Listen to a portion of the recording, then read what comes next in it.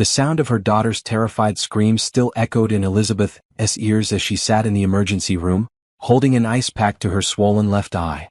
8-year-old Juliet clung to her mother's free hand, her small body trembling as she whispered, "Mommy, why did Daddy hurt you?" The question pierced through Elizabeth's heart like a dagger, because she knew this moment would change everything forever. She had always told herself that Alexander's verbal abuse was just stress from work, that his controlling behavior was just him being protective, but when his fist connected with her face in front of their child, every excuse she had ever made crumbled to dust.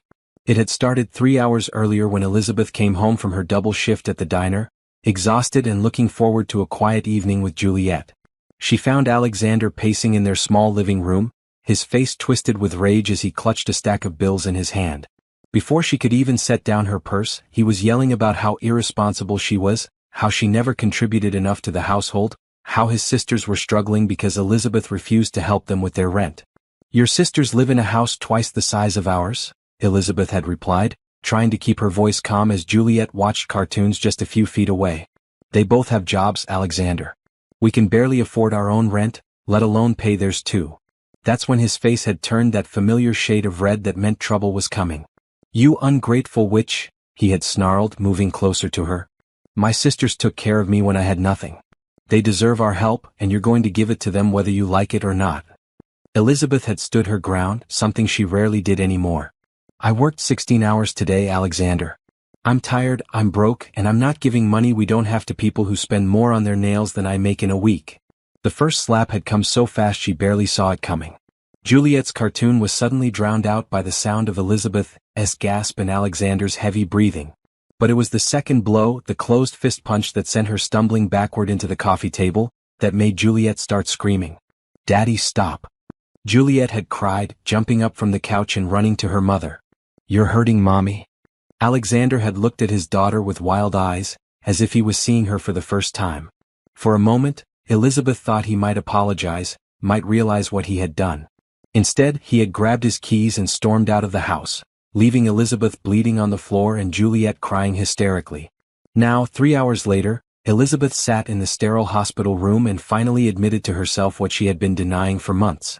This wasn't the first time Alexander had hit her, but it was the first time Juliet had witnessed it. The doctor had documented her injuries, asked the standard questions about domestic violence, and given her pamphlets about shelters and support groups. But Elizabeth wasn't thinking about shelters or support groups. She was thinking about revenge.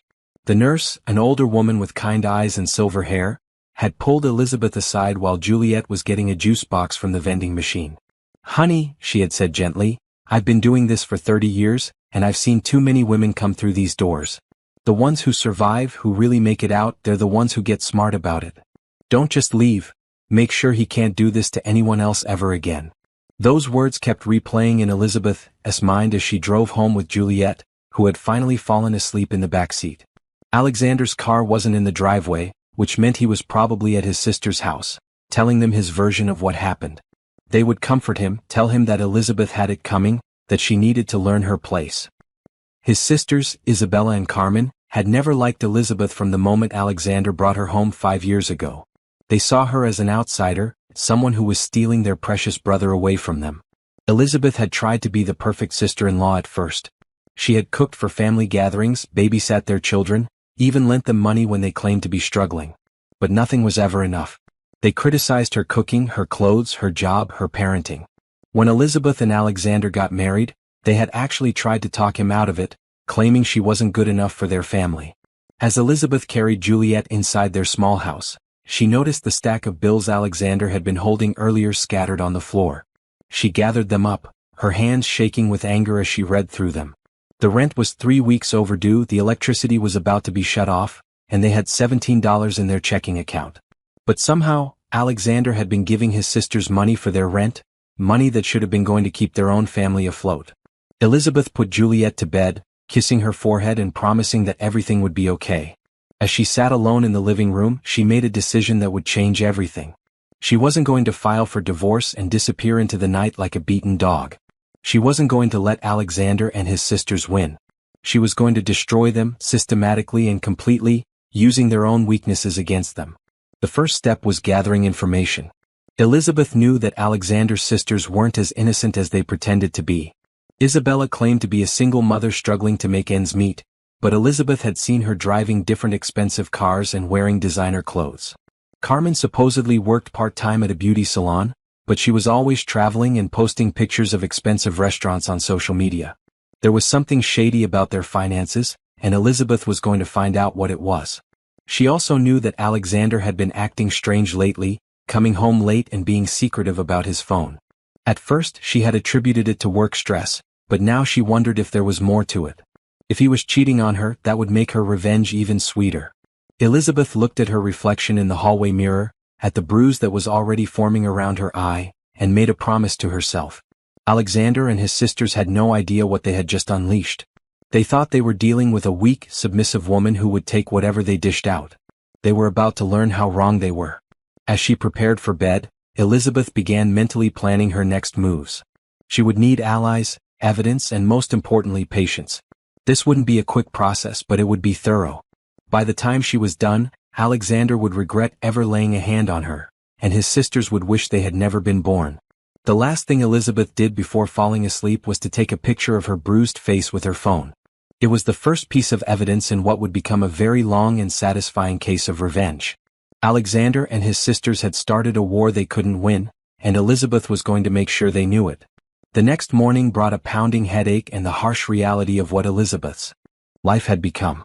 Juliet was already awake, sitting on the edge of the bed staring at her mother's bruised face with wide, frightened eyes. Elizabeth forced a smile and told her daughter they were going to have a special breakfast at the diner where she worked, knowing that her boss Linda would understand if she needed to bring Juliet along. Alexander still wasn't home, which suited Elizabeth just fine. She needed time to think, to plan, and to figure out exactly what she was dealing with. As she got Juliet ready for their day out, she made mental notes of everything she would need to do. First, she needed to find out exactly where their money was going.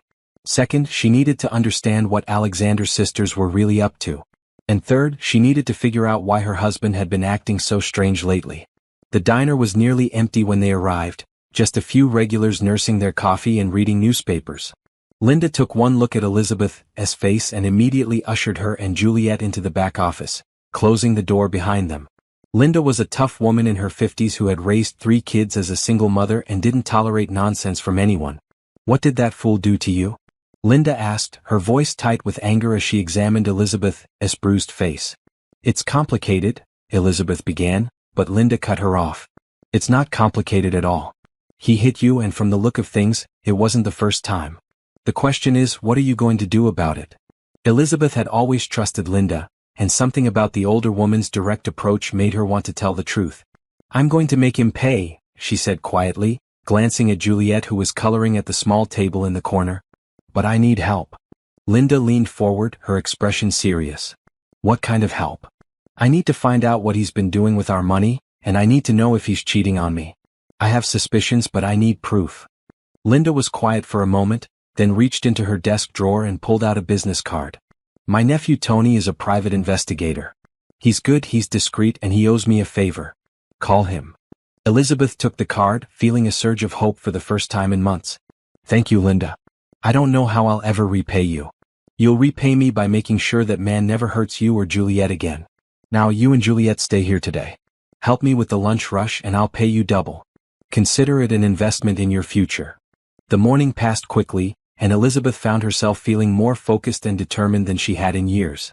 Every time she caught sight of her reflection in the diner's windows, the bruise on her face reminded her of why she was doing this. She called Tony during her break, and he agreed to meet her that evening after Juliet was asleep. Around noon, Elizabeth was serving coffee to a table of construction workers when she noticed a familiar figure outside the diner's windows. It was Mrs. Rodriguez, the elderly woman who lived next door to them. She was gesturing frantically and seemed to be trying to get Elizabeth's attention.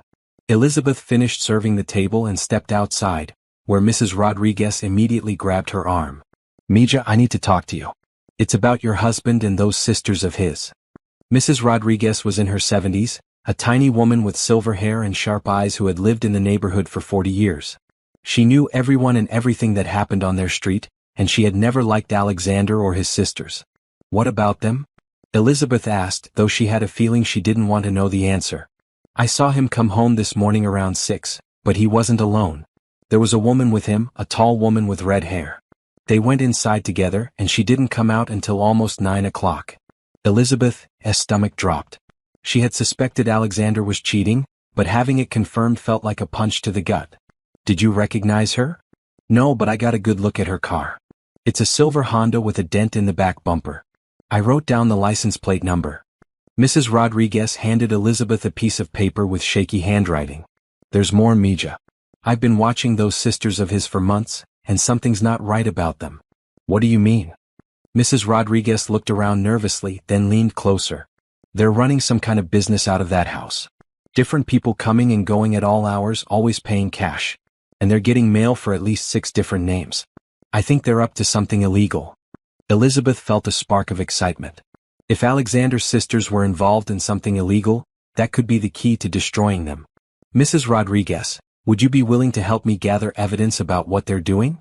The older woman's eyes lit up. Mija, I've been waiting for someone to ask me that question for months. Those women are trouble and they're bringing down the whole neighborhood. I'll help you any way I can. They spent the next 20 minutes talking, with Mrs. Rodriguez sharing everything she had observed about Isabella and Carmen's activities. The more Elizabeth heard, the more convinced she became that the sisters were involved in some kind of fraud or illegal business operation. When Elizabeth returned to the diner, she found a text message from Alexander on her phone. Sorry about last night. We need to talk. Coming home around 6. Elizabeth stared at the message, feeling a mixture of disgust and satisfaction. He was sorry, but only because he had been caught. He probably thought he could smooth things over with a few apologetic words and maybe some flowers the way he always did. But this time would be different. This time, Elizabeth would be ready for him. The afternoon passed in a blur of serving customers and planning her next moves. Tony, the private investigator, had agreed to meet her at 8 p.m. at a coffee shop across town. She would give him the license plate number and hire him to investigate both the woman and Alexander's sisters. Linda had offered to watch Juliet, claiming she needed help with inventory anyway. As closing time approached, Elizabeth felt a strange sense of calm settling over her. For the first time in months, she felt like she was in control of her own life. Alexander and his sisters had no idea what was coming for them, and Elizabeth intended to keep it that way. The last customer of the day was a young woman with short black hair and tired eyes. She ordered coffee and pie but barely touched either. Something about her seemed familiar, but Elizabeth couldn't place her. As the woman was leaving, she turned back to Elizabeth with a worried expression. Are you okay? She asked, looking at Elizabeth's bruised face. I know it's not my business, but if you need help, there are people who can help you. Elizabeth was touched by the stranger's concern, but she managed a smile. Thank you, but I'm going to be fine. Better than fine, actually. As Elizabeth watched the woman walk away, she felt another surge of determination. She wasn't just doing this for herself anymore. She was doing it for Juliet, for Mrs. Rodriguez, for Linda, and for every other woman who had ever been hurt by men like Alexander. This was about more than revenge now. This was about justice. The drive home was quiet, with Juliet sleeping in the back seat and Elizabeth's mind racing with possibilities. She had allies now, people who were willing to help her fight back. She had evidence and leads to follow. Most importantly, she had a plan. Alexander's car was in the driveway when they arrived, and Elizabeth could see him through the kitchen window, pacing back and forth while talking on his phone. He looked agitated and kept running his hands through his hair, which usually meant he was dealing with some kind of problem. Good, Elizabeth thought as she carried Juliet inside. Let him sweat a little bit. Let him wonder what's coming next. She was about to find out just how much trouble Alexander and his sisters were really in, and she was going to make sure they paid for every single lie they had ever told, every dollar they had stolen, and every bruise they had caused. The war had officially begun. Alexander was waiting in the kitchen when Elizabeth walked in, his face a mask of forced remorse that didn't quite reach his eyes. He had clearly rehearsed what he was going to say, probably with coaching from his sisters, and Elizabeth could see the calculation behind his apologetic expression. Elizabeth, baby, I'm so sorry about last night, he began, moving toward her with his arms outstretched. I don't know what came over me. The stress from work, the bills, everything just got to me and I lost control. Elizabeth stepped back, keeping Juliet behind her. Don't touch me, Alexander. And don't you dare blame this on stress or bills or anything else. You hit me in front of our daughter. I know, and I feel terrible about it. Look, I brought you something. He gestured toward the counter, where a small bouquet of grocery store flowers sat next to a box of chocolates. "I want to make this right, Elizabeth. We can get through this together." Elizabeth stared at the pathetic offering, remembering all the times before when flowers and chocolates had been enough to make her forgive him. Not anymore. "Juliet, go to your room and play with your toys. Mommy needs to talk to Daddy." Once Juliet was safely out of earshot, Elizabeth turned back to Alexander with ice in her voice. "You think some cheap flowers are going to fix this? You think I'm just going to forget that you beat me up because I wouldn't give money to your precious sisters?" Alexander's mask slipped for just a moment, revealing the anger underneath. "They're family, Elizabeth. Family comes first, and if you can't understand that, then maybe you're not the woman I thought you were. Where were you last night, Alexander? After you stormed out of here, where did you go?" "I went to Isabella's house. I needed to talk to someone who understood what I was going through." Elizabeth nodded, filing away his lie for later use. She knew he had been with another woman, but she wasn't ready to confront him about that yet. She needed more evidence first. "And what about this morning? You didn't come home until after Juliet left for school." "I stayed at Isabella's. I needed time to think, to figure out how to make things right with you." Another lie. Elizabeth could see the sweat beading on his forehead, the way his hands fidgeted with his keys. He was nervous, which meant he knew he was caught in something bigger than just domestic violence. "Alexander, I want to make our marriage work," Elizabeth said, forcing herself to sound sincere. "But I need to understand what's been going on with our finances. We're 3 weeks behind on rent, but somehow your sisters never seem to have money problems. How is that possible?" Alexander's expression shifted, becoming defensive. "My sisters work hard for their money. Just because they're successful doesn't mean they're doing anything wrong.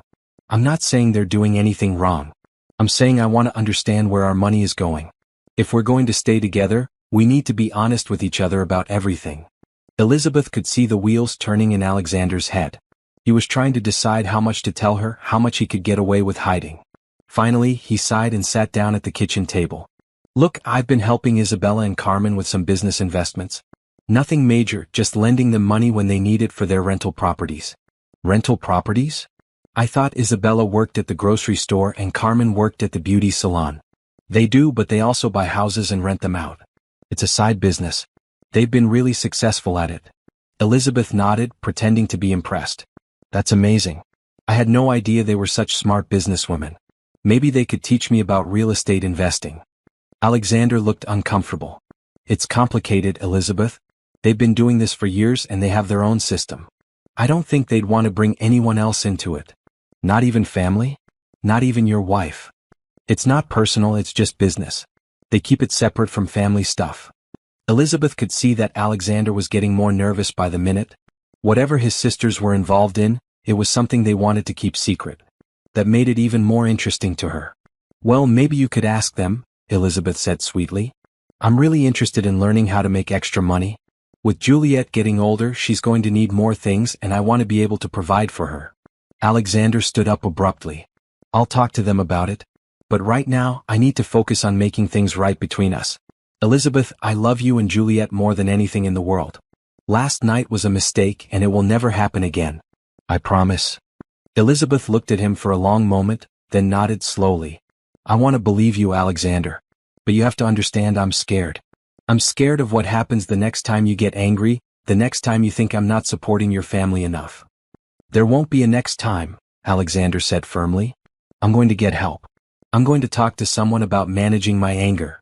"That's a good start," Elizabeth said, though she had no intention of giving him the chance to hurt her again. "But I need some time to think about everything. Maybe you should stay at Isabella's for a few more days, just until I can process what happened." Alexander looked like he wanted to argue, but something in Elizabeth's tone stopped him. "If that's what you need, then okay. But I want to see Juliet every day. She's my daughter too." "Of course. You can pick her up from school tomorrow and spend the afternoon with her. Just bring her back by dinner time." After Alexander left, Elizabeth felt a mixture of relief and anticipation. She had successfully planted the seeds of her plan, making him think she was considering reconciliation while actually gathering information about his sister's business activities. Now she needed to follow through on her meeting with Tony, the private investigator. Linda had agreed to watch Juliet for the evening, claiming she needed help organizing her recipe collection. Elizabeth knew it was just an excuse to help her, and she was grateful for the older woman's support. The coffee shop where she was meeting Tony was in a part of town she rarely visited, full of small businesses and quiet streets. She found him sitting in a corner booth, a man in his 40s with graying hair and intelligent eyes. He looked exactly like what she had imagined a private investigator would look like. "You must be Elizabeth," he said, standing up as she approached. "Linda told me a little bit about your situation. I'm sorry you're going through this." "Thank you for meeting me on such short notice," Elizabeth said, sliding into the booth across from him. "I need help and I need it fast." Tony pulled out a small notebook and pen. "Tell me everything, starting from the beginning." Elizabeth spent the next hour telling him about Alexander's abuse, his sister's suspicious activities, and her suspicions about an affair. She gave him the license plate number Mrs. Rodriguez had written down, along with everything she knew about Isabella and Carmen's supposed rental business. "This is a lot to unpack," Tony said when she finished. "But I think we can definitely help you. The license plate number is a good start. I can have that information by tomorrow morning. As for the sisters, what you're describing sounds like it could be rental fraud, welfare fraud, or possibly something involving immigration issues." Immigration issues? If they're claiming to be single mothers or low-income individuals to get government benefits, but they're actually running a profitable business, that's fraud. If they're also here illegally or helping other people stay here illegally, that's even more serious. Elizabeth felt a thrill of excitement. "How do we find out for sure?" "I have contacts at various agencies who can run background checks and look into their financial records. It might take a few days, but I should be able to get you some answers. In the meantime, I want you to be very careful. If these people are involved in something illegal, they might not take kindly to being investigated." "I understand. What do you need from me?" "Keep doing what you're doing. Act like you're considering reconciliation with your husband, but document everything. Record conversations if you can do it safely. Take pictures of any documents you can find. And most importantly, don't let them know you suspect anything." Elizabeth left the coffee shop feeling more hopeful than she had in months. She had professional help now and she was starting to understand the scope of what she was dealing with. Alexander and his sisters weren't just bullies, they were criminals. And criminals always made mistakes eventually. The next morning, Elizabeth woke up to a text message from Tony. "The car is registered to Rebecca Martinez, 34, works at Hoffman Industries downtown. Same company as your husband. We'll have more information this afternoon." Elizabeth stared at the message, feeling a mixture of satisfaction and disgust. So Alexander was cheating on her with a coworker. That explained the late nights, the secretive phone calls, and the guilty behavior. It also gave her another weapon to use against him. She was just getting Juliet ready for school when her phone rang. It was Alexander. "Elizabeth, I've been thinking about what you said yesterday about wanting to learn about real estate investing. I talked to Isabella, and she said she'd be willing to meet with you this afternoon to discuss it." Elizabeth smiled. "Perfect. That's wonderful, Alexander. I really appreciate you asking her. She wants to meet at her house around 2 p.m. I'll be there too, just to help facilitate the conversation." "That sounds perfect. I'm looking forward to learning more about their business." As Elizabeth hung up the phone, she realized that Isabella was making a crucial mistake. She was going to let Elizabeth into her house, where she could see firsthand what kind of operation they were running. It was exactly the kind of break Elizabeth had been hoping for. The trap was being set, and Alexander's sisters were walking right into it. Elizabeth spent the morning preparing for her visit to Isabella's house like a spy preparing for a mission. She charged her phone completely, downloaded a recording app, and practiced looking interested and naive. She also called Tony to let him know about the meeting, and he gave her specific things to look for and questions to ask. "Try to get them to show you financial records, rental agreements, anything with numbers on it," Tony had advised. "And pay attention to how many people seem to be living there. If they're claiming to be single mothers but there are men's clothes around, that's a red flag." Elizabeth dropped Juliet off at school and then stopped by Linda's diner to kill time before the meeting. She found Linda in the back office, going through receipts and muttering about tax season. "How did it go with the private investigator?" Linda asked, looking up from her paperwork. "Better than I expected. He's already identified the woman Alexander's been cheating with, and he thinks Isabella and Carmen might be involved in some kind of fraud." Linda leaned back in her chair with a satisfied expression. "I knew those women were trouble the first time I saw them. They came in here once about 6 months ago, complaining about everything and demanding free food because they claimed the service was slow. I told them to pay their bill and leave, and they haven't been back since. I'm meeting with Isabella this afternoon. She's going to tell me about her real estate business." Be careful, Elizabeth. If they're running some kind of scam, they might be dangerous. Elizabeth nodded, but she wasn't really worried about physical danger. Isabella and Carmen were bullies, but they were also cowards. They used manipulation and intimidation to get what they wanted, but they wouldn't risk doing anything that might bring attention to whatever illegal activities they were involved in. At 1:45 p.m., Elizabeth drove to Isabella's house, a large 2-story home in a neighborhood that was definitely above what someone working at a grocery store should be able to afford. The house was painted bright yellow with white trim, and there were 3 cars in the driveway: Isabella's red SUV, Carmen's black sedan, and a pickup truck Elizabeth didn't recognize. Alexander met her at the front door, looking nervous and fidgety. "Elizabeth, I'm so glad you could make it. Isabella is really excited to talk to you about the business." "I'm excited too," Elizabeth said, forcing a smile. "I've been thinking about this all morning." Isabella appeared behind Alexander, wearing expensive-looking clothes and jewelry that definitely didn't come from a grocery store salary. She was a tall woman with dark hair and sharp features, and she looked at Elizabeth with barely concealed disdain. "Elizabeth, welcome to my home," Isabella said, her voice dripping with fake sweetness. "I'm so happy that you're finally taking an interest in building wealth for your family."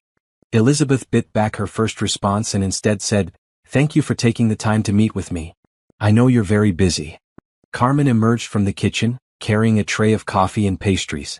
She was shorter than Isabella but equally well-dressed, with highlighted hair and manicured nails. "Elizabeth, it's so good to see you looking better. Alexander told us about your little accident the other night." "Little accident?" Elizabeth felt her blood boil, but she kept her expression neutral. "These things happen. I'm just glad Juliet wasn't hurt." The 3 women sat in Isabella's living room, which was decorated with expensive furniture and artwork. Elizabeth noticed several framed photos of Isabella and Carmen with different men, but no children visible anywhere despite their claims of being single mothers. "So," Isabella began, "Alexander tells me you're interested in learning about real estate investing. It's not for everyone, you understand. It requires a certain level of sophistication and business acumen." "I'm willing to learn," Elizabeth said humbly. "I know I don't have much business experience, but I'm a hard worker and I'm good with numbers." Isabella and Carmen exchanged a look that Elizabeth pretended not to notice. They were clearly deciding how much to tell her, probably debating whether she was smart enough to be useful or stupid enough to be taken advantage of. "Well," Carmen said, "we started small, just renting out rooms in our houses to help with the mortgage payments. But then we realized there was a much bigger opportunity." "What kind of opportunity?" Elizabeth asked, leaning forward with interest. "We buy houses in certain neighborhoods, houses that the previous owners couldn't afford anymore," Isabella explained. "Then we rent them out to people who need temporary housing arrangements." "Temporary housing arrangements?" "People who are between permanent situations," Carmen added. "People who need a place to stay while they're getting their lives together." Elizabeth nodded, though she was starting to understand what they were really talking about. They were running some kind of boarding house operation, probably renting rooms to undocumented immigrants or people who couldn't pass credit checks for regular apartments. "That sounds like a wonderful way to help people," Elizabeth said. "How do you find these tenants?" "Word of mouth mostly," Isabella said. "We have a reputation in the community for being fair and understanding." "And the business is profitable?" "Very profitable," Carmen said, pulling out her phone to show Elizabeth a photo. "This is one of our properties. We rent out 6 rooms and each tenant pays us $800 a month." Elizabeth did the math quickly. 6 rooms at $800 each meant they were making almost $5,000 a month from just one house. If they owned multiple properties, they could be making tens of thousands of dollars a month. "That's incredible," Elizabeth said. "How many properties do you own?" "For right now," Isabella said proudly. "And we're looking at buying 2 more next month." "How do you afford to buy so many houses?" Isabella and Carmen exchanged another look, and Elizabeth could see them debating how much to reveal. Finally, Isabella spoke up. "We've been very good at working with the system. There are government programs that help people like us buy investment properties, especially if you know how to present your situation correctly." Elizabeth was starting to understand. They were probably lying on their loan applications, claiming to be low-income single mothers while actually running a profitable business. That would explain how they could afford expensive cars and clothes while supposedly working minimum wage jobs. "Could you show me one of your properties?" Elizabeth asked. "I learn better when I can see things in person." Isabella hesitated. "Our properties are occupied right now," and we don't like to disturb our tenants. Of course I understand. But maybe just a quick drive-by? I'd love to see the kind of neighborhoods you invest in. Carmen stood up suddenly. I need to make a phone call. Business never stops, you know? She disappeared into another room, and Elizabeth could hear her speaking in rapid Spanish to someone on the phone. Elizabeth, Isabella said, leaning forward with a confidential air, I want to be honest with you. This business isn't just about buying and selling houses. It's about understanding people, understanding their needs, and being able to provide solutions that work for everyone. What do you mean? I mean that sometimes our tenants need more than just a place to live. They need help with paperwork, with understanding how things work in this country, with navigating systems that can be very complicated for people who are new here.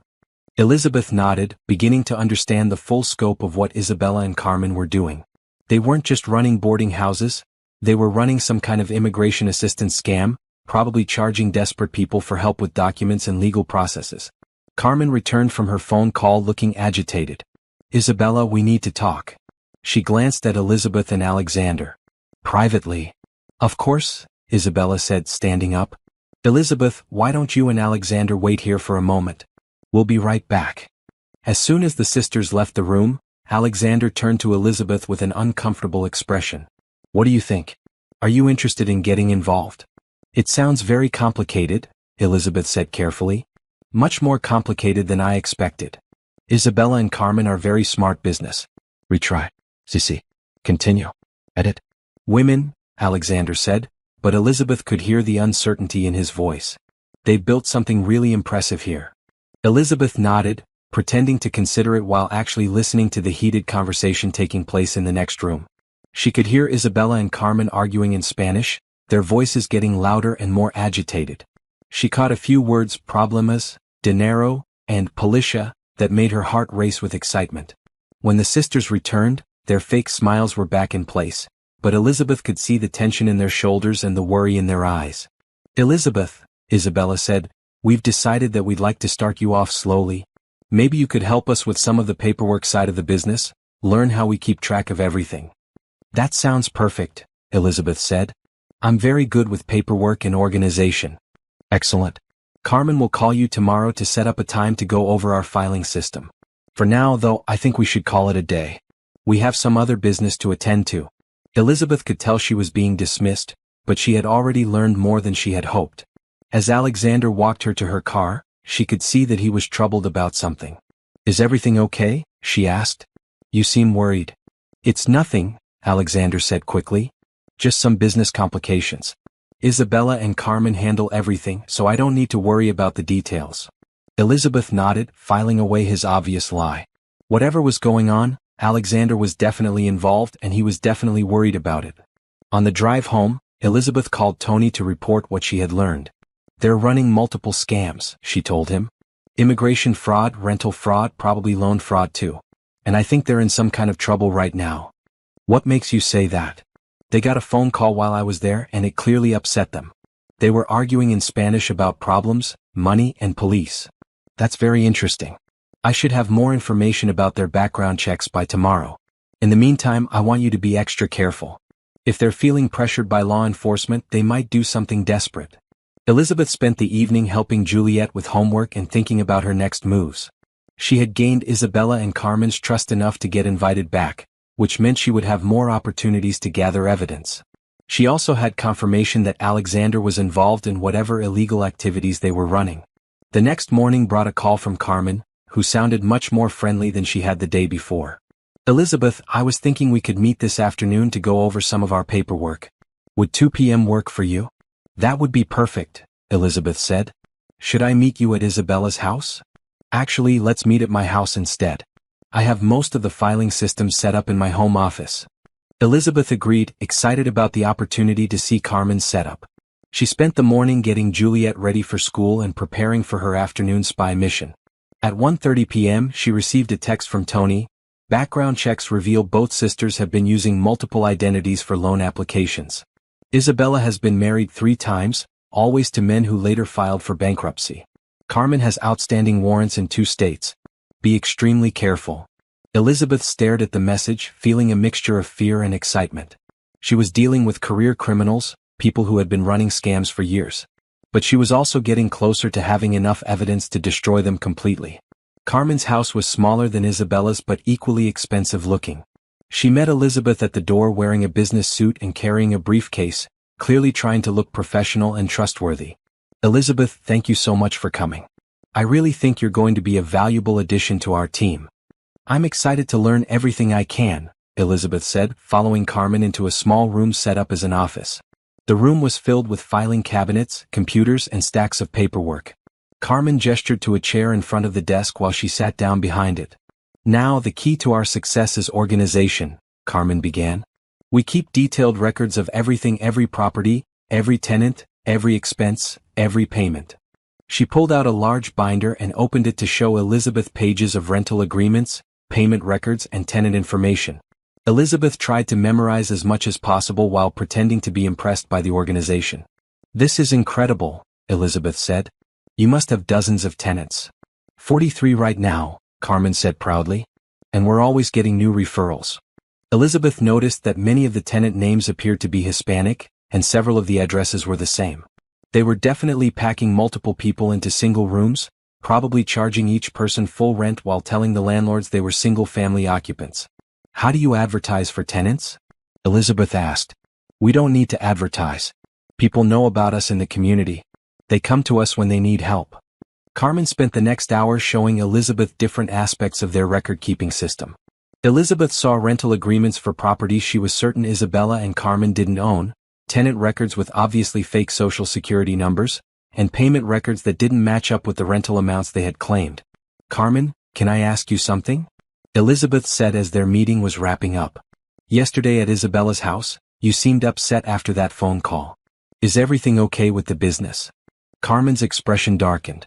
"Sometimes we have to deal with people who don't understand how business works. People who think they can take advantage of us because we're women." "What kind of people?" "Government people, mostly. They like to ask questions about things that aren't their business, you know? But we have lawyers, we have accountants, we know how to handle these situations." Elizabeth nodded sympathetically. "That must be very stressful." "It is, but that's why we need smart people like you working with us. The more legitimate business partners we have, the better it looks when people start asking questions." Elizabeth realized that Carmen was essentially asking her to be a front for their illegal activities.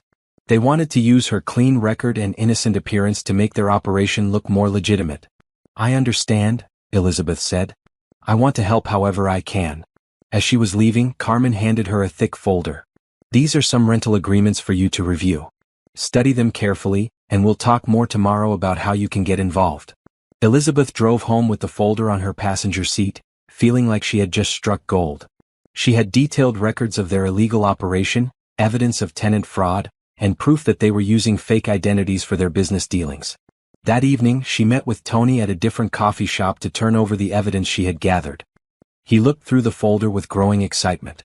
"Elizabeth, this is exactly what we needed. These rental agreements are clearly fraudulent, and the tenant information shows they're definitely running an illegal boarding house operation. Combined with the background checks showing their history of identity fraud, we have enough evidence to bring down their entire operation. What's our next step? I'm going to take this information to a contact I have at the FBI. They've been looking into immigration fraud rings in this area, and this fits the profile perfectly. In the meantime, I want you to keep playing along with them, but don't take any money and don't sign anything. We need to make sure you're not legally implicated in any of their activities." Elizabeth felt a surge of triumph. She had done it. She had infiltrated their operation and gathered enough evidence to destroy them. But she wasn't done yet. She still needed to deal with Alexander and his affair, and she wanted to make sure his sister's downfall was as public and humiliating as possible. "Tony, I want them to know that I'm the one who brought them down. When this all comes out, I want them to understand that they messed with the wrong woman." Tony smiled grimly. "Don't worry, Elizabeth. By the time we're done, everyone will know exactly who Elizabeth Johnson is and what happens to people who cross her." As Elizabeth drove home, she thought about Juliet sleeping peacefully in her bed, unaware that her mother was about to turn their world upside down. But it would be worth it. Juliet would grow up knowing that her mother was strong enough to fight back, smart enough to win, and brave enough to protect her family no matter what it cost. The war was about to reach its climax, and Elizabeth was ready for victory. Elizabeth spent the next morning reviewing the evidence Tony had helped her gather, organizing it into a comprehensive file that would destroy Alexander and his sisters completely.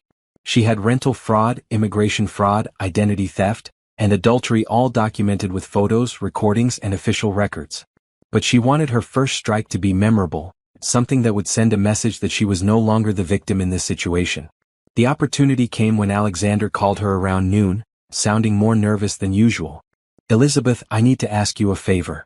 The company Christmas party is this Friday night, and I really need you to come with me. Some of the executives will be there, and it would look bad if I showed up alone." Elizabeth smiled to herself. "Perfect. Of course, Alexander. I think it would be good for us to be seen together as a couple. Are you picking me up or should I meet you there?" "I'll pick you up at 7. And Elizabeth? Thank you for being so understanding about everything. I know things have been difficult lately, but I really think we can work through this." "I'm looking forward to it," Elizabeth said, and she meant it. She spent the afternoon shopping for a dress for the party, choosing something elegant but not too flashy. She also stopped by a print shop to have some special materials prepared for the evening. Tony had given her additional information about Rebecca Martinez, the woman Alexander was having an affair with, including her job title and department at the company. Friday evening arrived with Elizabeth feeling calm and focused. She had dropped Juliet off at Linda's house for a sleepover, telling her daughter they were going to have a special girls' night with movies and popcorn. Juliet was excited about the adventure, completely unaware of what her mother was planning. Alexander arrived at 7 sharp, looking handsome in his best suit and clearly trying to make a good impression. He complimented Elizabeth on her dress and helped her into the car, playing the part of the devoted husband perfectly. "You look beautiful tonight," he said as they drove to the hotel where the party was being held. "I'm proud to have you as my wife." Elizabeth smiled and squeezed his hand. "Thank you, Alexander. I'm proud to be here with you too." The hotel ballroom was decorated with twinkling lights and Christmas trees, filled with Alexander's co-workers and their families. Elizabeth recognized some faces from previous company events, including Alexander's boss, Mr. Henderson, who had always been friendly to her. "Elizabeth, how wonderful to see you," Mr. Henderson said, approaching them with a warm smile. "Alexander's been telling me how supportive you've been during his recent promotion review." "Oh, it's been my pleasure," Elizabeth said sweetly. "I always support my husband's career ambitions." Alexander looked uncomfortable at the mention of his promotion review, and Elizabeth filed that information away for later use. Clearly, his relationship with Rebecca was affecting his professional standing. They made their way through the crowd, with Alexander introducing Elizabeth to various colleagues and executives.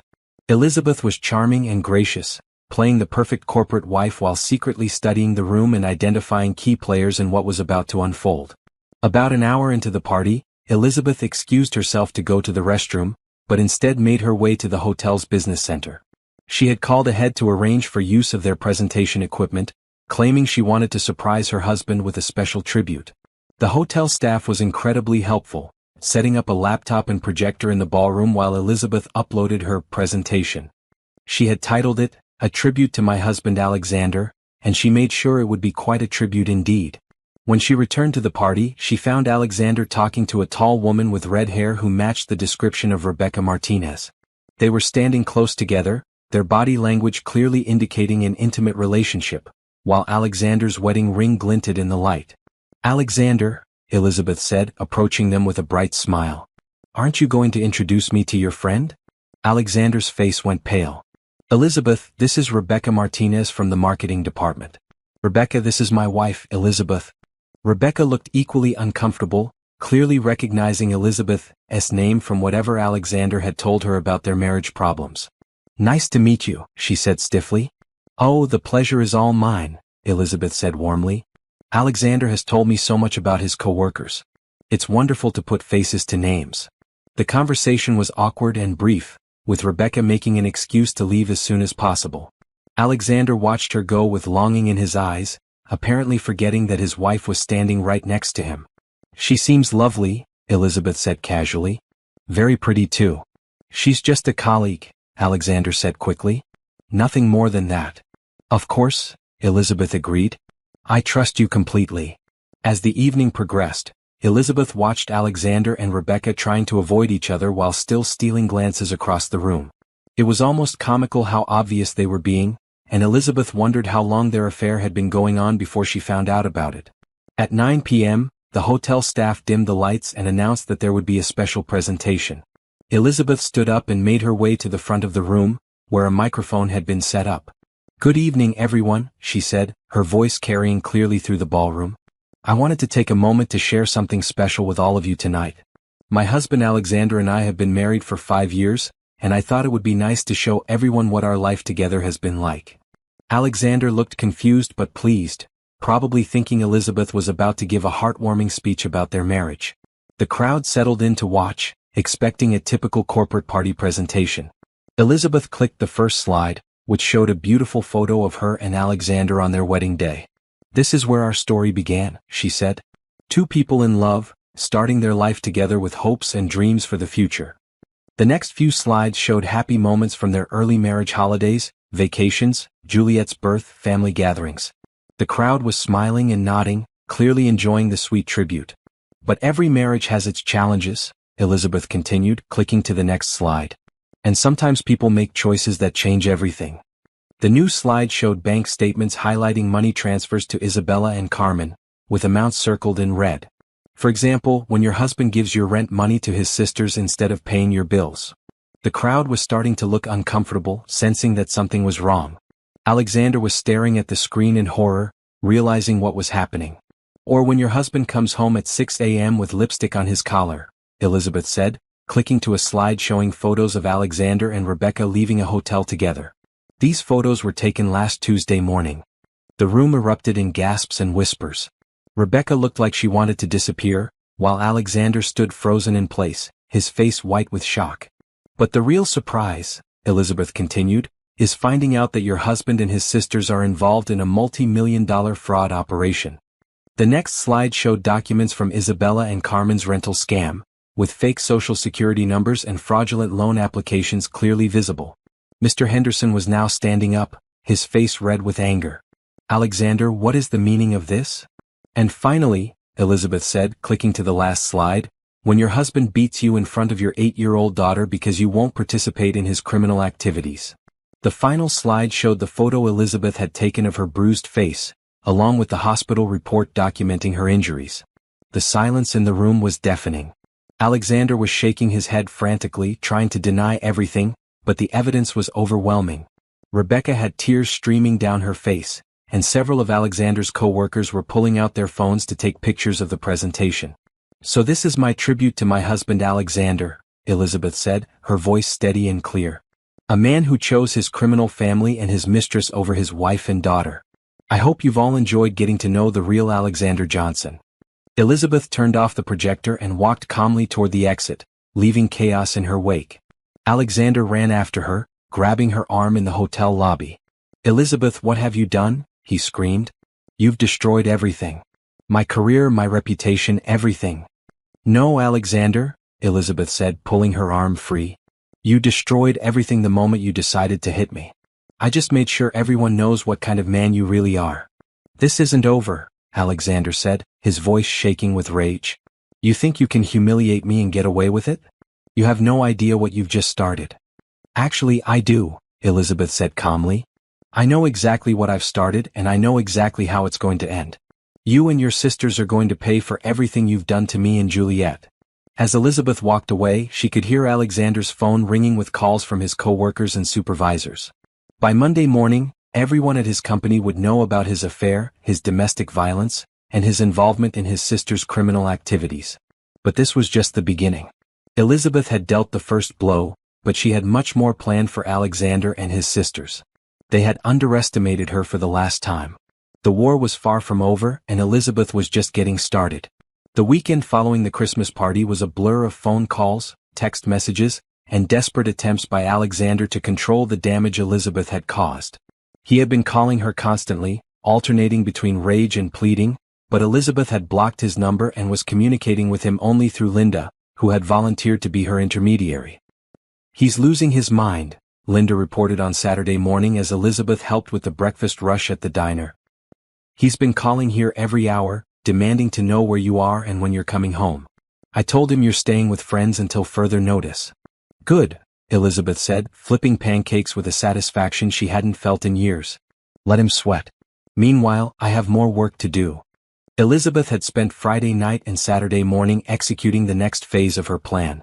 Tony had introduced her to a contact at the Immigration and Customs Enforcement Agency who was very interested in the evidence she had gathered about Isabella and Carmen's operation. She had also been in touch with the Department of Social Services about the welfare fraud she suspected they were committing. But the most satisfying part of her revenge was about to unfold. Mrs. Rodriguez had been busy over the weekend, and she had gathered information that would destroy Isabella and Carmen's entire operation. "Mija, you need to see this," Mrs. Rodriguez said, appearing at the diner with a thick folder under her arm. "I've been watching those sisters like a hawk and I found out something very interesting." Elizabeth took a break from work to sit with Mrs. Rodriguez in a corner booth. The older woman opened her folder to reveal dozens of photographs, documents, and handwritten notes. "I called my niece who works at the county recorder's office," Mrs. Rodriguez explained. "Those houses that Isabella and Carmen claim to own? They don't own any of them. They're renting them from other people and then subletting them illegally." Elizabeth stared at the documents, feeling a surge of excitement. "So they're running subletting scams too? It gets better. I also found out that they've been claiming to be single mothers on their welfare applications, but Isabella has been married to the same man for 3 years. His name is Miguel Santos and he's been living in her house the whole time." "How did you find that out?" Mrs. Rodriguez grinned. "I have my ways. Let's just say that the mailman and I have become very good friends, and he's noticed some interesting patterns in their mail delivery." Elizabeth looked through the photographs Mrs. Rodriguez had taken, which showed Miguel Santos entering and leaving Isabella's house at various times, clearly living there as a resident rather than a visitor. "This is perfect," Elizabeth said. "Between this and the evidence Tony gathered, we can prove they're committing welfare fraud, rental fraud, and probably immigration fraud too." "There's more," Mrs. Rodriguez said, pulling out another set of documents. "I found out that Carmen has been using 3 different social security numbers for different benefits applications. She's been collecting unemployment benefits under one name while running the rental business under another name." Elizabeth could hardly believe what she was hearing. Isabella and Carmen had been running an incredibly sophisticated criminal operation, but they had been sloppy about covering their tracks. Now that Elizabeth knew what to look for, their entire scheme was falling apart. "Mrs. Rodriguez, you're amazing. How can I ever thank you?" "You can thank me by making sure these women get what they deserve. They've been stealing from hardworking people and giving our neighborhood a bad name. It's time for them to pay." Elizabeth spent the rest of Saturday organizing all the evidence she had gathered and preparing to turn it over to the authorities. She had documentation of rental fraud, welfare fraud, identity theft, and immigration violations. She also had proof that Alexander had been knowingly participating in their criminal activities by helping them launder money through his bank accounts. On Sunday morning, Elizabeth received a call from Tony with more good news. "The FBI raided 3 of their properties yesterday," he reported. "They found exactly what we expected: multiple undocumented immigrants living in overcrowded conditions and paying cash rent to Isabella and Carmen." "Were they arrested?" "Not yet, but warrants have been issued. They're probably going to be picked up tomorrow morning. I also have some news about Alexander. His company has suspended him pending an investigation into his involvement with the fraud operation." Elizabeth felt a deep satisfaction hearing about Alexander's professional downfall. After years of him criticizing her job at the diner and acting like he was so much better than her, it was poetic justice that his white-collar career was crumbling while she was thriving. "There's something else," Tony continued. "Rebecca Martinez has been fired from the company. Apparently, she was using company resources to help Isabella and Carmen create fake documents for their rental applications." Elizabeth hadn't expected that Rebecca was directly involved in the criminal activities, but it made sense. She had probably been helping them in exchange for Alexander's affection, not realizing that she was implicating herself in federal crimes. "So all 3 of them are going down together?" Elizabeth said. "Perfect. It gets better. I found out that Isabella and Carmen have been bragging to people in their community about having a stupid American wife who was helping them with their business. They've been making fun of you for months, telling people how easy it was to manipulate you." Elizabeth felt a flash of anger, but it was quickly replaced by satisfaction. They had underestimated her completely, and now they were going to pay the price for their arrogance. Monday morning brought the news Elizabeth had been waiting for. Isabella and Carmen were arrested at their respective homes at 6 a.m., charged with multiple counts of fraud, identity theft, and conspiracy. The local news stations covered the story extensively, describing it as a major immigration fraud ring that had been operating for several years. Elizabeth watched the coverage from Linda's diner, feeling a mixture of triumph and relief. The reporter standing outside Isabella's house described how the sisters had been living lavishly while stealing from both the government and vulnerable immigrants who trusted them. The investigation was triggered by a tip from a concerned citizen, the reporter said, who provided authorities with extensive documentation of the fraud operation. Elizabeth smiled, knowing she was the concerned citizen who had brought down their entire scheme. But she wasn't done yet. She still had one more surprise for Alexander. Around noon, Alexander finally appeared at the diner, looking haggard and desperate. He had clearly been drinking, and his usually perfect appearance was disheveled and unkempt. "Elizabeth, please," he said, approaching her table where she was having lunch. "We need to talk. Everything is falling apart and I need your help." "I'm sorry, Alexander, but I don't think I can help you," Elizabeth said calmly. "I'm not involved in your business activities, remember? You made that very clear." "Elizabeth, please. Isabella and Carmen have been arrested, I've been suspended from work, and Rebecca won't even talk to me anymore. I don't have anyone else to turn to." Elizabeth looked at him with pity. "You had me, Alexander. You had a wife who loved you and a daughter who adored you. But you chose your criminal family and your mistress instead." "I never meant for any of this to happen," Alexander said, his voice breaking. "I was just trying to help my sisters and then things got out of hand. I didn't know they were doing anything illegal." "You didn't know?" Elizabeth laughed bitterly. "You helped them launder money, Alexander. You gave them our rent money to fund their operation. You knew exactly what they were doing." Alexander's face crumpled. "What do you want from me? What do I have to do to fix this?" "You can't fix this, Alexander. You had a wife who loved you and a daughter who adored you. But you chose your criminal family and your mistress instead." "I never meant for any of this to happen," Alexander said, his voice breaking. "I was just trying to help my sisters and then things got out of hand. I didn't know they were doing anything illegal." "You didn't know?" Elizabeth laughed bitterly. "You helped them launder money, Alexander. You gave them our rent money to fund their operation. You knew exactly what they were doing." Alexander's face crumpled. "What do you want from me? What do I have to do to fix this?" "You can't fix this, Alexander. You destroyed our marriage, you traumatized our daughter, and you participated in criminal activities that hurt innocent people. There's no going back from that. So what happens now?" Elizabeth stood up and gathered her things. "Now you face the consequences of your choices.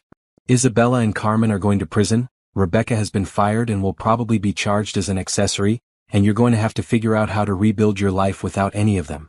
What about Juliet? She's my daughter too." "Juliet is going to be fine," Elizabeth said firmly. "She's going to grow up knowing that her mother was strong enough to protect her from people who would hurt her. As for you, you'll have to earn the right to be part of her life again." As Elizabeth walked away, she could hear Alexander calling after her, but she didn't turn around. She had said everything she needed to say and she had done everything she needed to do. Alexander and his sisters had been completely destroyed, their criminal empire brought down by the woman they had considered too weak and stupid to fight back.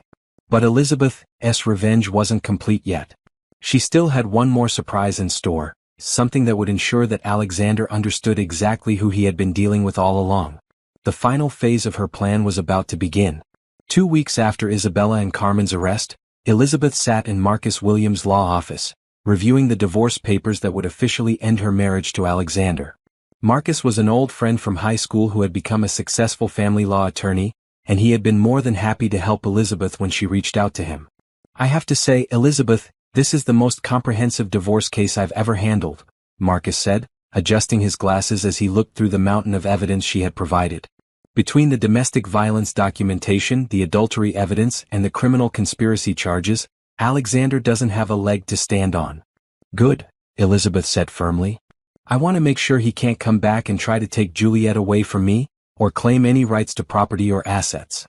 With this evidence, that's not going to be a problem. In fact, you're going to get everything: full custody of Juliet, the house, his pension, and probably alimony payments if he ever gets out of prison." Elizabeth felt a surge of satisfaction.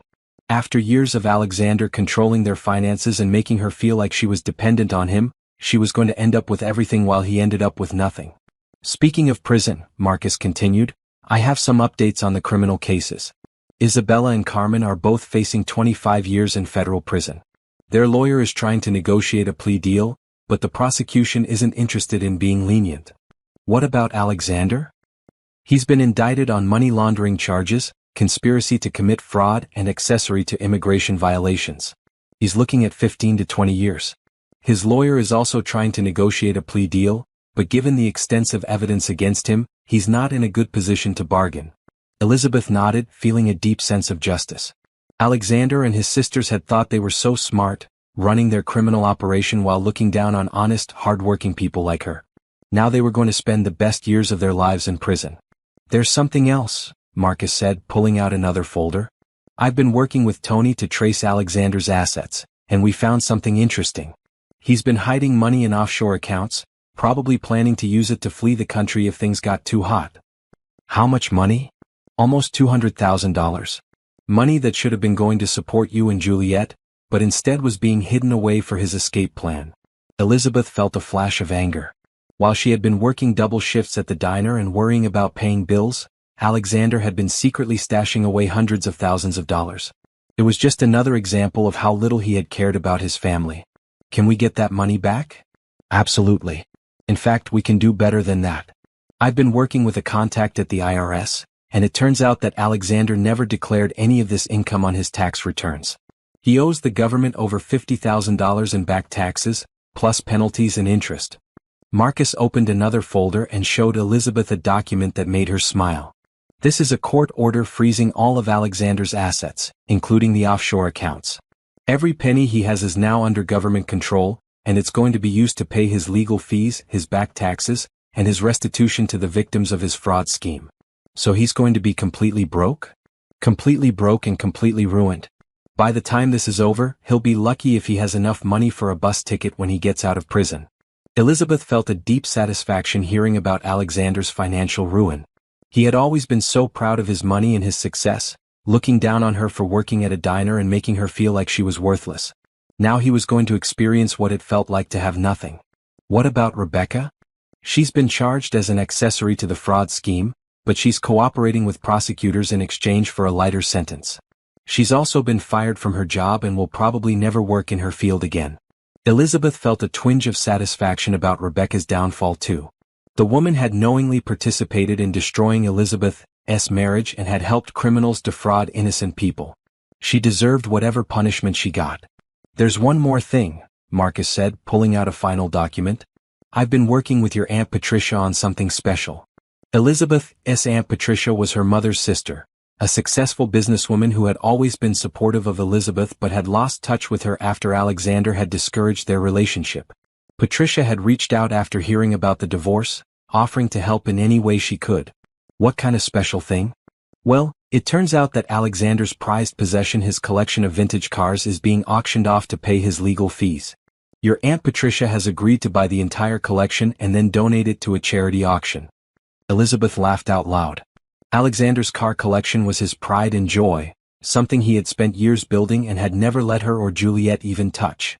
The idea of it being sold to pay for his legal defense was incredibly satisfying. But that's not the best part, Marcus continued. Your Aunt Patricia has also agreed to hire you as the manager of her new community foundation. It's a full-time position with excellent benefits, and it will give you the financial security you need to rebuild your life. Elizabeth felt tears welling up in her eyes. After years of struggling to make ends meet while Alexander criticized her job and made her feel worthless, she was finally going to have the career and financial stability she had always dreamed of. Marcus, I don't know how to thank you for everything you've done. You don't need to thank me, Elizabeth. You did all the hard work.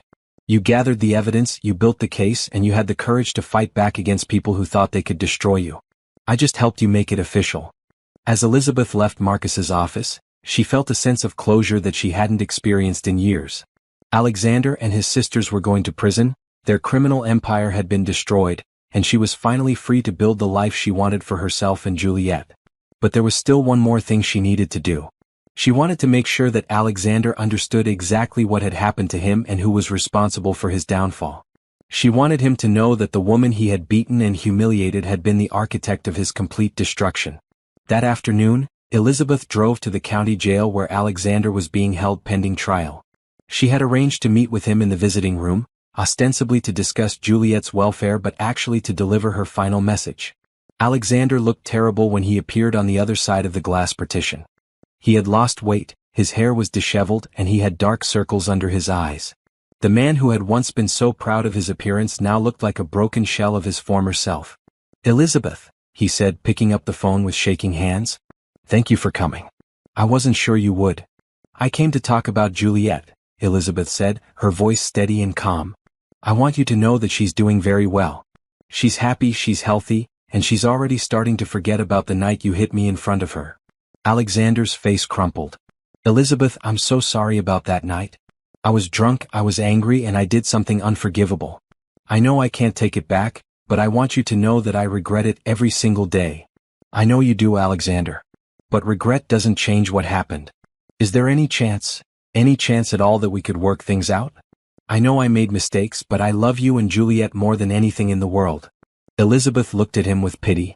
"Alexander, do you have any idea what you're facing? You're going to prison for 15 to 20 years. Isabella and Carmen are going to prison for 25 years. Rebecca has lost her career and will probably go to prison too. Your entire life has been destroyed." "I know, but maybe if I cooperate with the prosecutors, if I help them understand that I was just trying to help my sisters." "You still don't get it, do you?" Elizabeth said, leaning forward. "You think this was all some terrible accident, some misunderstanding that got out of hand. But it wasn't, Alexander. This was deliberate. This was planned. This was revenge." Alexander stared at her, confusion evident on his face. "What do you mean?" "I mean that everything that has happened to you and your sisters was orchestrated by me. I'm the one who gathered the evidence against Isabella and Carmen. I'm the one who turned them into the FBI. I'm the one who exposed your affair and your criminal activities at the Christmas party. I'm the one who traced your hidden assets and reported you to the IRS." Alexander's face went white. "You? But you're just what, Alexander? Just a stupid waitress who couldn't possibly outsmart you and your criminal family? Just a weak woman who would take whatever abuse you dished out? Just a pathetic wife who would stand by while you stole from her and cheated on her?" Alexander was staring at her in shock, finally understanding what had happened to him. "You made the mistake of underestimating me, Alexander." Retry. CC. Continue. Edit. "And your sisters thought I was too weak and too stupid to fight back. You thought you could hit me, steal from me, cheat on me, and humiliate me, and I would just take it like a good little victim." Alexander's hands were shaking as he gripped the phone. "Elizabeth, you don't understand. Isabella and Carmen, they convinced me that what we were doing was just helping people. I didn't know it was illegal." "Stop lying, Alexander. You knew exactly what you were doing. You helped them launder money through your bank accounts. You gave them our rent money to fund their operation. You participated in creating fake documents. You knew it was all illegal, and you did it anyway because you thought you were smarter than everyone else. But why?" Alexander's voice was barely a whisper. "Why did you destroy everything? We could have worked things out." Elizabeth stood up, preparing to leave. "You destroyed everything the moment you decided to hit me in front of our daughter. Everything that happened after that was just consequences. I simply made sure that the consequences were proportional to the damage you caused." "Elizabeth, please," Alexander begged. "I'll do anything to make this right. I'll confess to everything, I'll cooperate with the prosecutors, I'll give them information about other people involved in the operation." "It's too late for that, Alexander. You're going to prison and you're going to stay there for a very long time. When you get out, I'll be successful and happy, Juliet will be a grown woman who barely remembers you, and you'll be a broken old man with nothing left." As Elizabeth walked away from the jail, she felt a profound sense of peace. Alexander finally understood what had happened to him and who was responsible. He would spend the next 15 to 20 years in prison thinking about how he had underestimated the woman he had tried to destroy. That evening, Elizabeth picked up Juliet from school and took her out for ice cream to celebrate some good news. "Mommy got a new job," she told her daughter. "A really good job that's going to let us have our own house and not worry about money anymore." Juliet's face lit up. "Does that mean we don't have to live with Miss Linda anymore?" "We can stay with Miss Linda as long as we want, but soon we'll have our own place. Just you and me." "What about Daddy?" Elizabeth chose her words carefully. "Daddy made some bad choices, sweetheart. He's going to be away for a while, but that doesn't mean he doesn't love you." Juliet nodded solemnly, then brightened. "Can we get a dog when we move to our new house?" "Maybe," Elizabeth said, smiling at her daughter's resilience. "We'll see." As they sat in the ice cream shop, Elizabeth reflected on everything that had happened over the past few months. She had gone from being a victim of domestic violence to being the architect of one of the most comprehensive revenge schemes she had ever heard of. Alexander and his sisters had lost everything: their freedom, their money, their reputations, and their futures. But more importantly, Elizabeth had gained everything: her independence, her self-respect, her financial security, and her daughter's safety.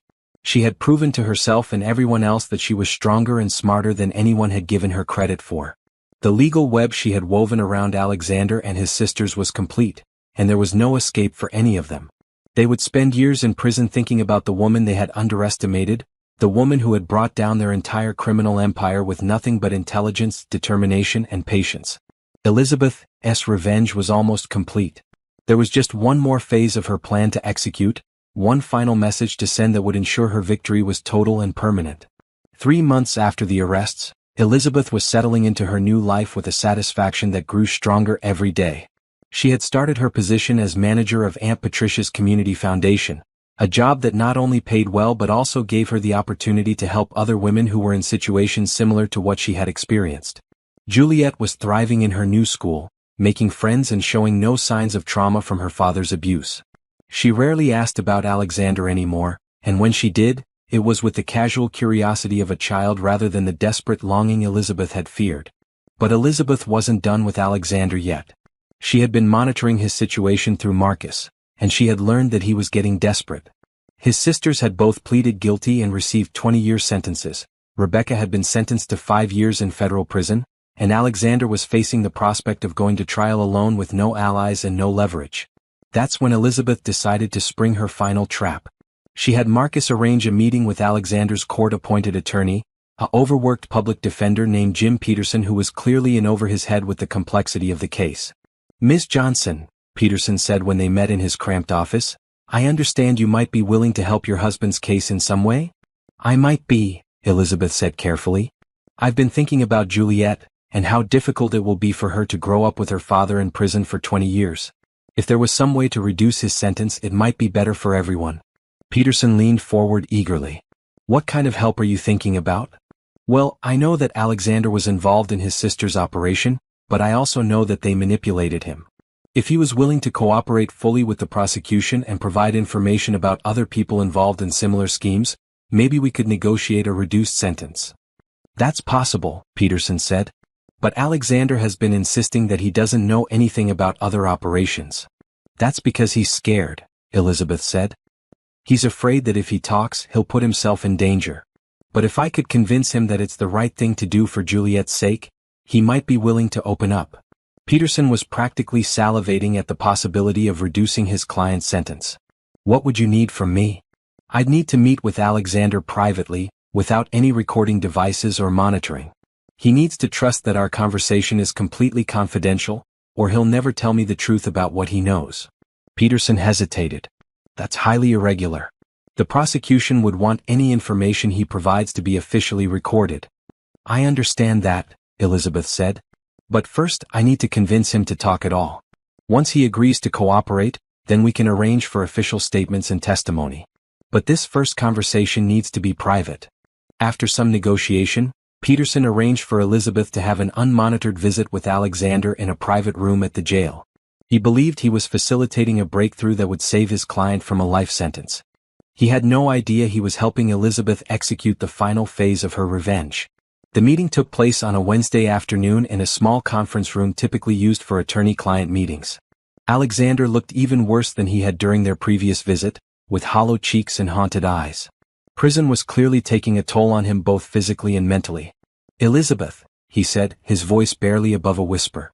"Jim told me you might be able to help me. I can't believe you would do that after everything that's happened."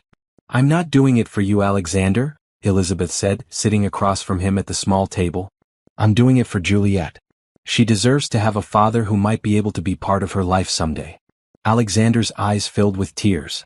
"I would do anything to be able to see Juliet again. Anything at all." "I know you would," Elizabeth said gently. "That's why I'm here. I think there might be a way to reduce your sentence significantly, but you have to be completely honest with me about everything you know." "I've told them everything already. I helped Isabella and Carmen with their rental business, I transferred money for them, I even helped them create some documents. But I swear I didn't know it was illegal. Elizabeth shook her head. Alexander, you're still lying to me. The prosecution has financial records showing money transfers that go far beyond what you've admitted to. They have evidence of your involvement in other schemes that you haven't even been charged with yet. Alexander's face went pale. What other schemes? The embezzlement from your company, for one thing. Did you really think no one would notice that you were stealing from client accounts to fund Isabella and Carmen's operation? Alexander was silent for a long moment, staring at his hands. Finally, he looked up at Elizabeth with defeated eyes. How did you know about that?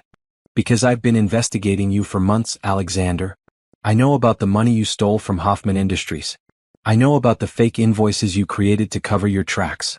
I know about the client accounts you manipulated. I know everything. Elizabeth, you have to understand, I was in too deep. Isabella and Carmen said they needed more money to expand the business, and they promised they would pay it all back with interest. I was trying to help my family. How much did you steal, Alexander? Over 3 years? Maybe $400,000. Elizabeth felt a surge of satisfaction. Alexander had just confessed to embezzling nearly $500,000 from his employer, a crime that carried a sentence of up to 20 years in federal prison all by itself. Who else knew about the embezzlement? No one. I did it all myself. I was the only one with access to those accounts. What about Rebecca? Didn't she help you cover your tracks? Alexander hesitated, then nodded slowly. She helped me create some of the fake invoices. But she didn't know what they were really for.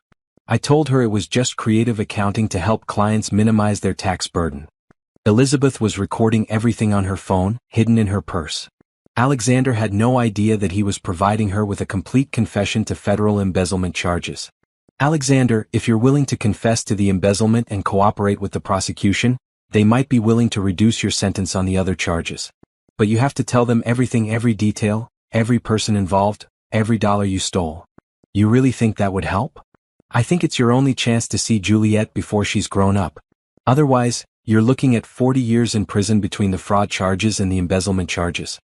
Alexander broke down completely, sobbing into his hands. I never meant for any of this to happen. I just wanted to help my sisters, and everything spiraled out of control. I know, Elizabeth said, reaching across the table to touch his hand.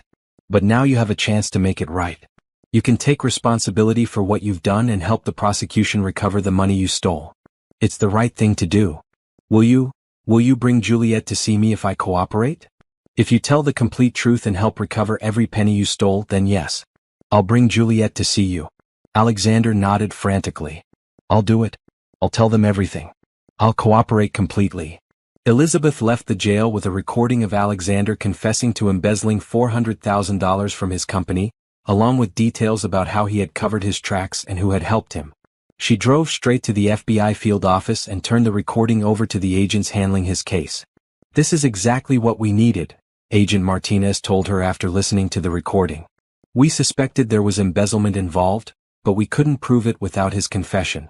This recording gives us everything we need to file additional charges. What kind of sentence is he looking at now? With the fraud charges and the embezzlement charges combined? Probably 35 to 40 years. He'll be in his 70s when he gets out. Elizabeth felt a deep sense of satisfaction. Alexander would spend the rest of his productive adult life in prison, thinking about the woman he had underestimated and the daughter he would never really know. But the best part was that he had walked into her trap willingly, believing that she was trying to help him. He had confessed to crimes that the prosecution couldn't prove, provided evidence of additional criminal activity, and sealed his own fate, all because he thought his victim was still naive enough to want to save him. A week later, Alexander was charged with additional counts of embezzlement, wire fraud, and money laundering. His sentence was enhanced to 42 years in federal prison with no possibility of parole. His sisters received additional charges as co-conspirators in the embezzlement scheme, extending their sentences to life without parole. Rebecca Martinez, who had been facing 5 years for her role in the document fraud, was now facing 15 years for her participation in the embezzlement scheme. Elizabeth's final trap had worked perfectly. She had convinced Alexander to confess to crimes that would keep him in prison for the rest of his life, and he had done it believing that she was trying to help him. The woman Alexander had beaten and humiliated had orchestrated his complete and total destruction, and he had been too arrogant and too desperate to see it coming. Elizabeth's revenge was finally complete. 6 months had passed since Alexander's final sentencing, and Elizabeth barely recognized her own life. She stood in the kitchen of her new house, a beautiful 3-bedroom home that Aunt Patricia had helped her by making breakfast for Juliet and herself while sunlight streamed through windows that actually belonged to them. "Mommy, can I invite Jessica over for a sleepover this weekend?" Juliet asked, bouncing in her chair as she ate her cereal. At 9 years old, she had grown taller and more confident, her personality blooming in ways Elizabeth had never seen before. "Of course, sweetheart," Elizabeth said, smiling at her daughter's excitement. "We can make pizza and watch movies." Juliet had never asked to have friends over when they lived with Alexander. The house had always been tense and unwelcoming, filled with the threat of Alexander's explosive temper. Now their home was filled with laughter, music, and the kind of peace that Elizabeth had thought was only possible in other people's lives. The doorbell rang and Elizabeth opened it to find Mrs. Rodriguez holding a plate of homemade cookies and wearing a bright smile. "Good morning, Mija," the older woman said, stepping inside with the familiarity of someone who had become like family. "I brought these for Juliet's lunchbox." Mrs. Rodriguez had become an unofficial grandmother to Juliet, spending her afternoons helping with homework and sharing stories about her own grandchildren who lived across the country. She had also become one of Elizabeth's closest friends and confidants. "Any word from that lawyer of yours?" Mrs. Rodriguez asked as they sat in the living room while Juliet got ready for school. "Marcus called yesterday with the final update," Elizabeth said. "Alexander's appeals were all denied. He's going to serve the full 42 years. "Good," Mrs. Rodriguez said with satisfaction. "And what about those sisters of his?" "Life sentences. They'll die in prison." Mrs. Rodriguez nodded approvingly. "They got exactly what they deserved. You did a good thing, Elizabeth. Not just for yourself and Juliet, but for all the people they were hurting." Elizabeth felt a deep sense of satisfaction knowing that Isabella and Carmen would never again be able to prey on vulnerable immigrants or defraud government programs. The FBI had used the evidence she provided to shut down similar operations across 3 states, and dozens of other criminals had been arrested as a result of her investigation. After dropping Juliet at school, Elizabeth drove to her office at the Patricia Williams Community Foundation. The foundation focused on helping women escape domestic violence and rebuild their lives, and Elizabeth had thrown herself into the work with a passion that surprised even her. "Good morning, boss," called out Maria Santos, the foundation's program coordinator and another survivor of domestic violence who had become one of Elizabeth's closest friends.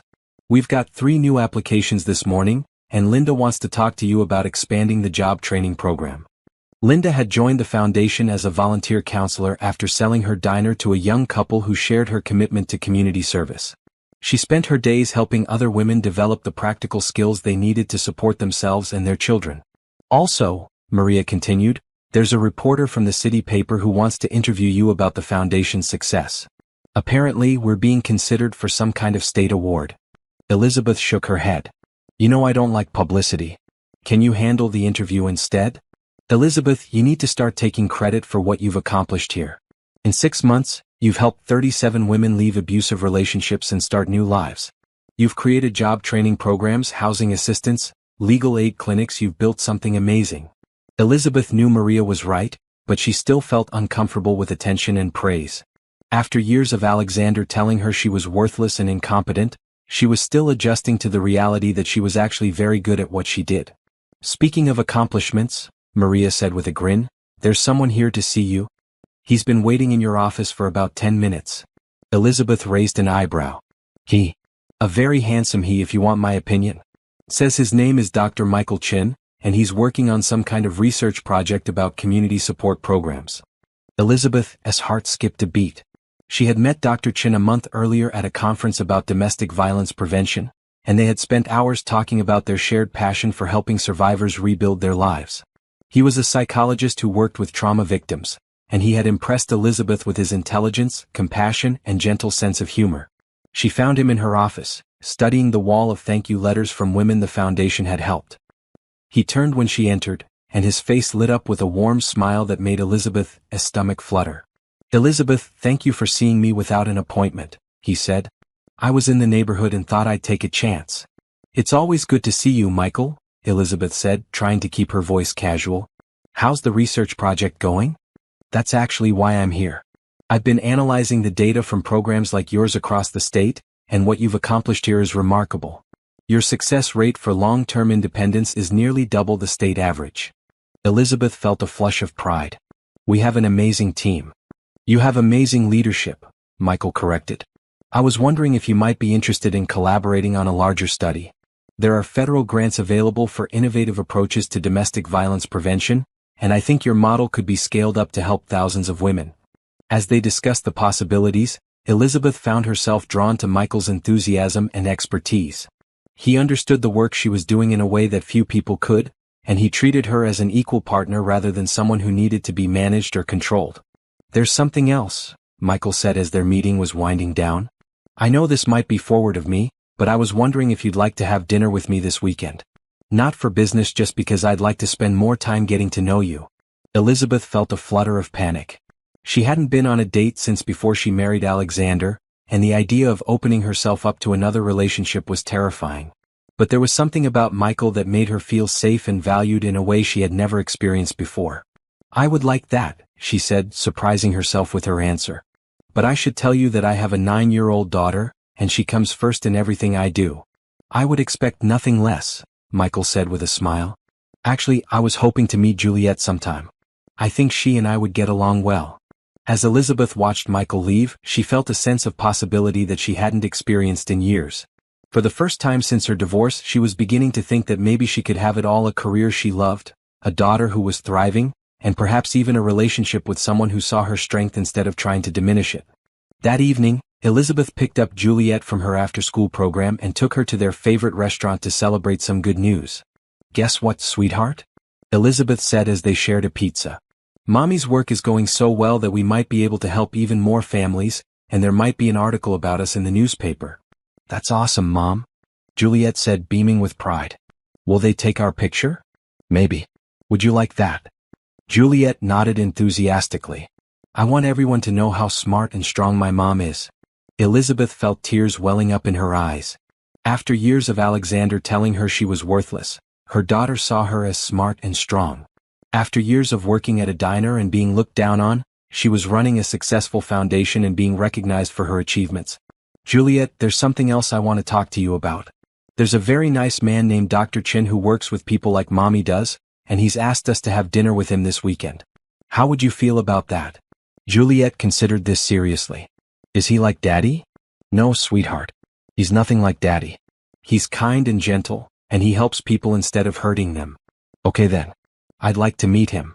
As they drove home, Elizabeth reflected on how much their lives had changed. A year ago, she had been a frightened, abused woman living in fear and financial instability. Now she was successful, independent, and possibly on the verge of finding love again with someone who respected and valued her. Alexander was spending his days in a federal prison, probably wondering how the weak, stupid woman he had underestimated had managed to destroy his entire life. Isabella and Carmen were in maximum security facilities, serving life sentences for crimes Elizabeth had exposed. Rebecca Martinez was in a women's federal prison, her career and reputation ruined forever. But Elizabeth wasn't thinking about any of them anymore. She was thinking about the future she was building with Juliet, the work she was doing to help other women, and the possibility that the best years of her life were still ahead of her. Her revenge had been complete and devastating, but more importantly, her recovery had been total and transformative. She had proven to herself and everyone else that she was stronger than anyone had ever imagined. 1 year after Alexander's sentencing, Elizabeth stood before a packed auditorium at the state capitol, accepting the governor's award for community service on behalf of the Patricia Williams Community Foundation. Juliet sat in the front row wearing her best dress, beaming with pride as her mother delivered her acceptance speech to an audience of lawmakers, community leaders, and fellow advocates. This award belongs to every woman who has found the courage to leave an abusive relationship and rebuild her life, Elizabeth said into the microphone, her voice strong and clear. It belongs to every person who has chosen to help rather than judge, to lift up rather than tear down. Most importantly, it belongs to the children who deserve to grow up in homes filled with love and respect rather than fear and violence. The audience erupted in applause, and Elizabeth caught sight of Michael in the third row, his face glowing with admiration and something deeper that had been growing between them over the past 6 months. Their relationship had developed slowly and carefully, built on mutual respect and shared values rather than passion and desperation. Juliet had taken to Michael immediately, charmed by his gentle humor and genuine interest in her thoughts and feelings. He never tried to replace her father or assert authority over her. Instead, he had simply become a trusted friend who happened to make her mother smile more than she had in years. After the ceremony, Elizabeth found herself surrounded by reporters and well-wishers, all wanting to know about the foundation's success and her plans for the future. She handled the attention with grace and confidence, no longer the timid woman who had been afraid to speak up for herself. "Ms. Johnson," called out a reporter from the state's largest newspaper, "your foundation has helped over 200 women in just 18 months. What do you attribute this success to?"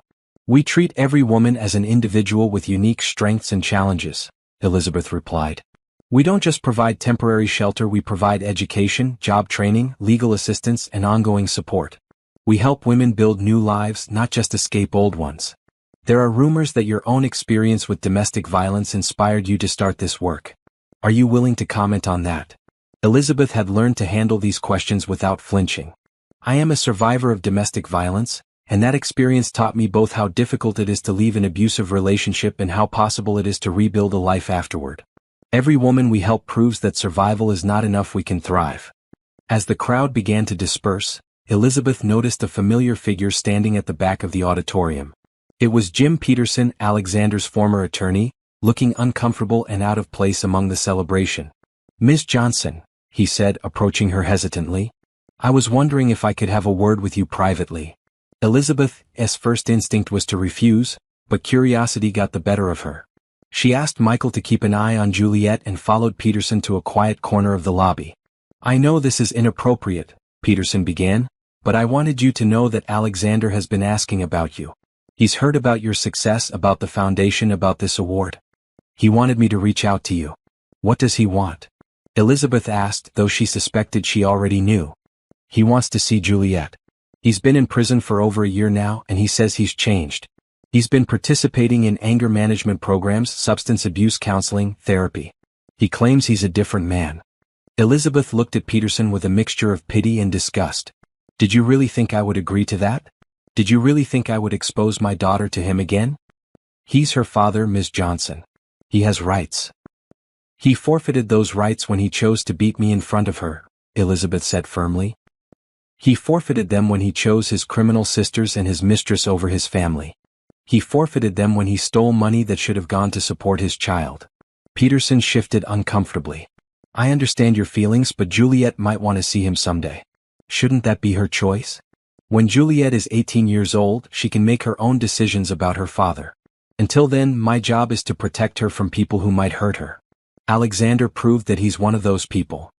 He's not the same man he was, Ms. Johnson. Prison has changed him." Elizabeth laughed bitterly. "Prison didn't change him, Mr. Peterson. Prison revealed who he really was underneath all the charm and manipulation. He's a violent criminal who chose to hurt the people who loved him most. That doesn't change just because he's taken some classes. What if I told you he was dying?" Elizabeth felt a momentary shock, then realized it was probably just another manipulation. "Is he dying?" Peterson hesitated. "No, but he could be. Prison is dangerous and he's not a young man anymore. Don't you think Juliet deserves a chance to know her father before it's too late? I think Juliet deserves to grow up feeling safe and loved, without the trauma of visiting her abusive father in prison. If Alexander wanted to be part of her life, he should have thought about that before he chose to destroy our family." Elizabeth turned to walk away, then paused and looked back at Peterson. "Tell Alexander that I hope he uses his time in prison to reflect on the choices he made and the people he hurt. Tell him that Juliet is happy, healthy, and thriving without him. And tell him that the woman he thought was too weak to fight back is now being honored by the governor for her strength and leadership." As Peterson walked away looking defeated, Elizabeth felt a surge of satisfaction.